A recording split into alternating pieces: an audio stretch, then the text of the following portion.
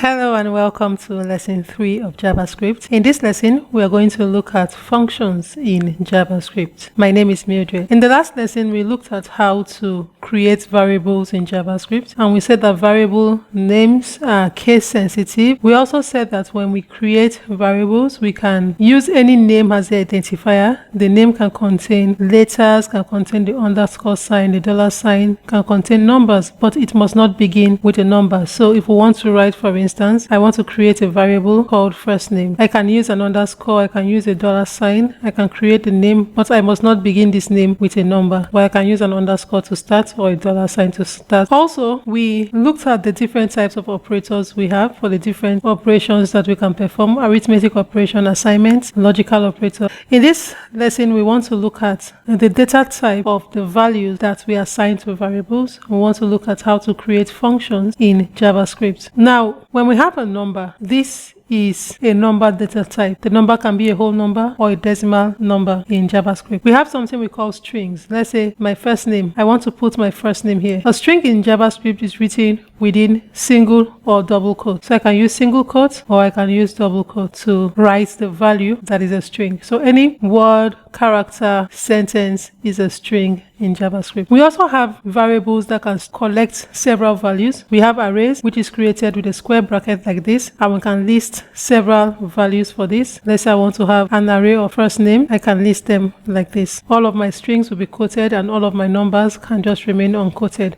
If you quote a number, it becomes a string. We also have something called object that uses curly bracket like this, and within the curly bracket you write your values as a key value pair. So let's say I want to write first name like this, and I'll put my first name here is the colon Mildred. I will have last name, and so this is how we create objects. So we are going to look at objects and arrays in details later on, but this is how we use the different data types in JavaScript. Let us look at how to create functions. I am going to create a new file, and I'm going to call this file functions.js. On my index page here, or my introduction.html file, I will put a link to the functions file that I have just created. To create a function in JavaScript, you start with the keyword function. Now also, know that when you are creating variables, you cannot use keywords. JavaScript keywords has a name for your variable, and keywords are things with special meaning in JavaScript. Things like function is a keyword, so I cannot name a variable function because it has a special meaning in JavaScript. Things like this. So these are keywords, and we cannot name our variables with JavaScript keywords. So we use a function like this, a name for the function which follows the same convention or the same naming rules as that of a variable. Let's say I want to create a function called addition. I'll put a parenthesis like this, and within this parenthesis I can decide to put parameters or arguments, and these parameters are inputs that goes into the function, and we want this function to do something with the input, and then we put a pair of curly braces like this. It is within the curly brace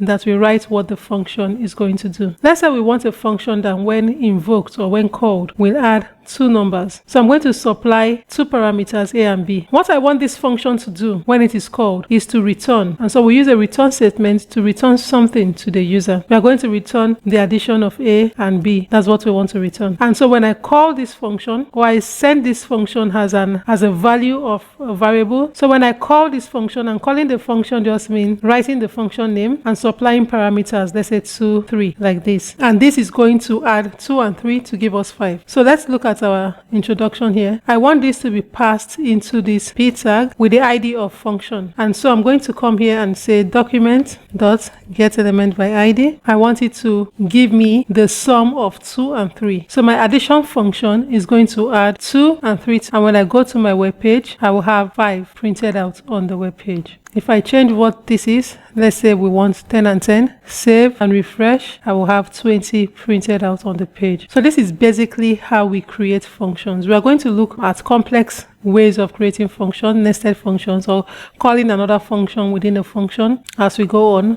But function is something we write to keep our program maintainable and organized, and we can reuse a particular piece of code over and over again, so it makes our code maintainable. And so if you have like a web application and you use object-oriented programming pattern, for instance, you have all of your methods and all of your functions written, and you need to make changes to functionalities. You only need to change the function and it applies to the site, and you can reuse those functions even outside of your application to perform the same type of functionality. So let's say you are creating a calculator, for instance. You have a function that when the addition button is clicked, it adds the numbers that are passed in as a parameter. You can also create something for multiplication that returns the multiplication of the parameters passed in.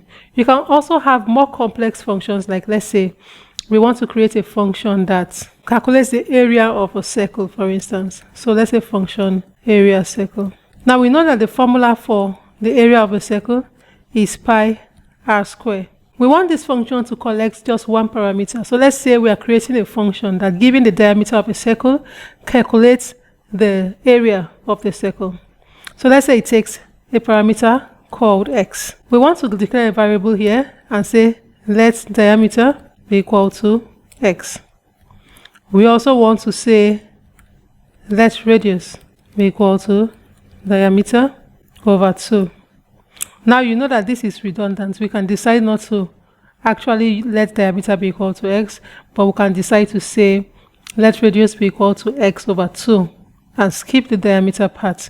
So you can make your code shorter and remove what is unnecessary and what makes the code still function. So some of your assignments or some of your quizzes will have codes for you to reduce the number of lines of code, remove what is not necessary, and what will make the code still function as it is supposed to without having some particular lines of code in them.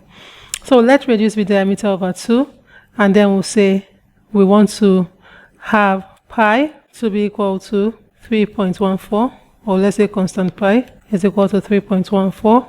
And then we also want to say let area be equal to pi times radius raised to the power of 2. And then we want to return area. So now we've created a function that, when called, will always calculate the area of a circle given the diameter of the circle.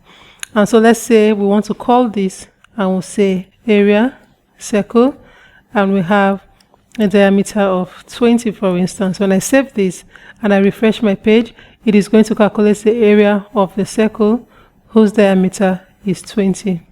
If I change the diameter of the circle, for instance, to be 14, save, and I'll have the area recalculated. So this is how we create functions that do something in particular, and every time we want to do something, we can reuse the same function by calling the function.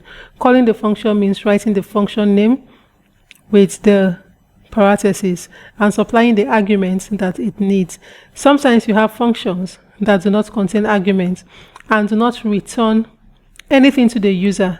Maybe you have a function like timeout function that checks the time that the last mouse movement. If it is idle, you want to log out the user. If the mouse has moved, then you want to recalculate the timeout. You want to set a particular timeout duration. So there are functions that do not take parameter, do not return anything to the user, but does something on the system. And so as we go deeper into object-oriented programming, we are going to look at the different ways of writing functions and the different uses of function. We are going to look at the complexities of creating functions and nesting functions. So this is where we end this lesson. Thank you, and see you in the next lesson.